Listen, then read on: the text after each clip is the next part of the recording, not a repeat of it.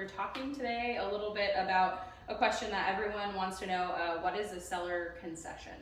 So a seller concession is when the seller gives you money that you can use towards your closing costs. You can also use it to buy down the interest rate, which would be a closing cost.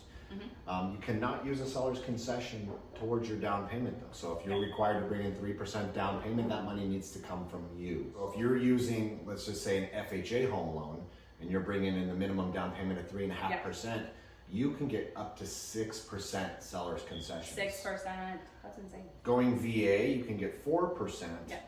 And you can also get extra money to pay down the interest rate as well.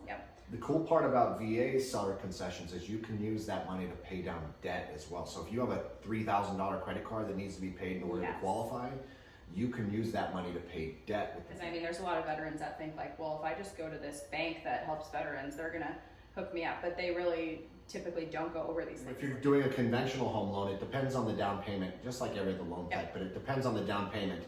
If you bring in between 3 and 10% down payment, the max seller concessions you can get is 3% going conventional.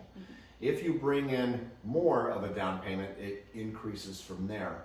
But if you bring in 20%, you can get up to 9% seller's concessions. Like you can always push around numbers later on too. So like if you end up, the nice thing though is 2.5%-ish is your closing costs. So if you've got an additional percent to buy down your rate, awesome. If you have more than that, great. Like the more the merrier. And then also, like you said with VA, you can even put it in things that you wouldn't normally think of. There are some unique things we can do with seller's concessions to do permanent rate buy downs or temporary rate buy downs, where we can lower your mortgage payment for the first 1, 2, or 3 years significantly to help you get used to that payment, or refinance before when the interest rates drop again. You could always refinance to a better payment.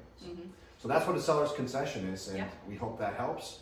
And we hope you get one. We hope you get one. And if you have questions, call this awesome real estate agent, Sabrina Savillo. Happy to help. Call me, Doug Caldwell, and I would love to talk to you about seller's concessions and the possibility of getting qualified for a home loan. Awesome. You guys have a great day. Talk to you soon. Bye-bye. Waiting for more questions.